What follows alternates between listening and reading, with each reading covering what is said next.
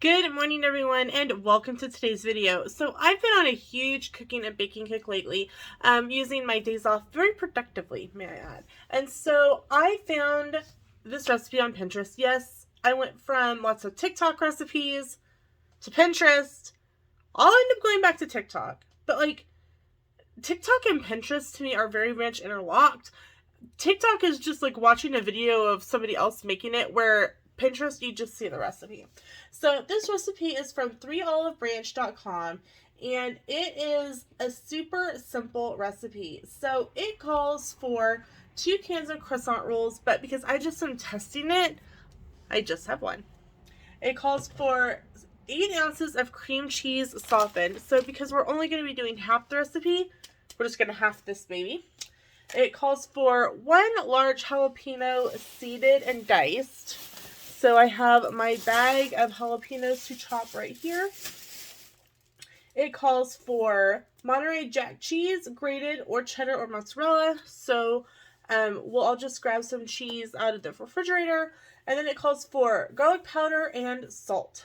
So the instructions read: in a small bowl, mix together the cream cheese, jalapenos, cheddar cheese, and garlic powder. Preheat oven to temperature on your dough. So ours says 375. Line baking sheet with a silicone pad or parchment paper, and I have parchment paper in the kitchen. I actually bought it just for this recipe. Unroll the croissant rolls, lay out one piece on a plate. Take approximately 1 tablespoon of the cheese mix and spread it on a triangle. Roll dough from large to pointed end as normal. Place the rolls on baking sheet, leaving a few inches in between. If desired, sprinkle each roll with additional cheese. Well, who doesn't like additional cheese? Bake according to packages until light golden brown. These are best served warm. Okay, so there are notes. This amount of cream cheese mixture tends to be perfect for 2 packages of croissant rolls. The amount of cheese on each roll will vary slightly with exact shape and size of each piece. Okay, talking about silicone baking sheets. I've got parchment paper, so that's what we're going to use. It says use as many peppers as you would like to get your desired heat level. Each pepper's heat will vary, but 1 pepper is good for mild heat.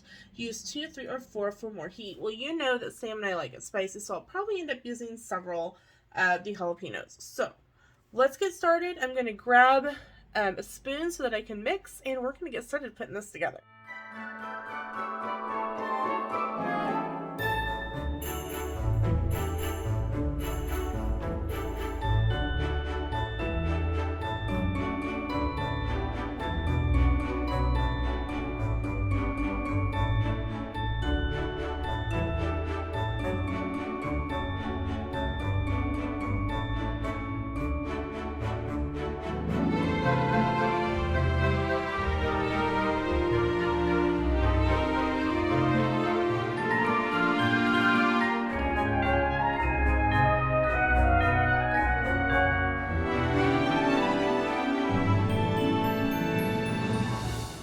Okay, so you are probably wondering why, when the recipe calls for salt and garlic powder, I am using everything but the bagel seasoning. Well, when I went to get my my minced garlic, garlic powder, I realized that I was out from doing some other recipes that I've been making lately, and so I was like, oh, what can I use instead?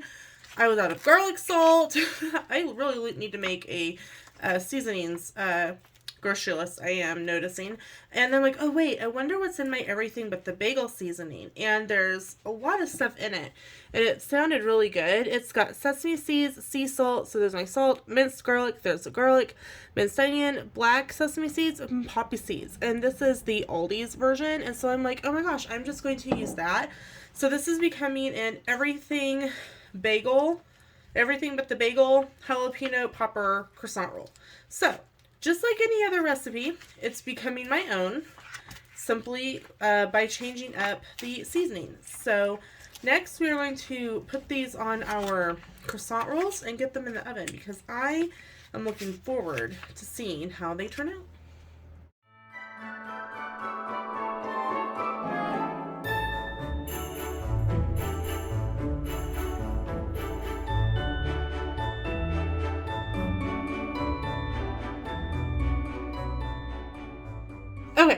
So I think my croissant dough got a little warm while I was working on making the stuffing.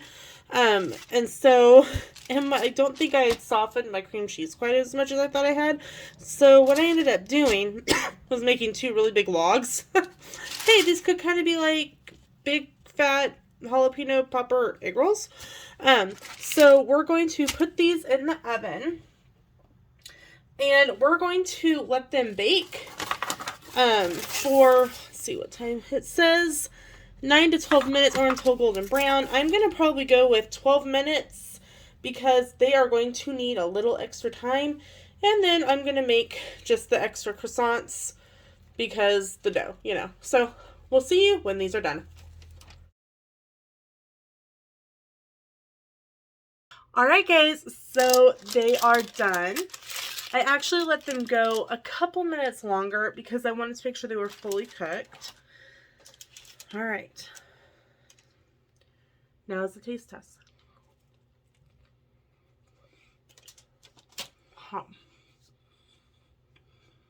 Mmm. Okay, that's really good. And quite frankly, even though, like, when these went into the oven, I'll be real honest, I was going, this is totally a Pinterest fail. My dough was sticking together. Like, it was super thick. It wasn't as softened as I wanted it. But I will have to say,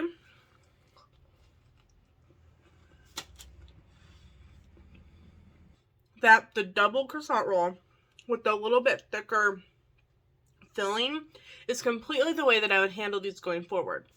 So, because I just love how gooey it looks. Here's a look of the inside. And it can be eaten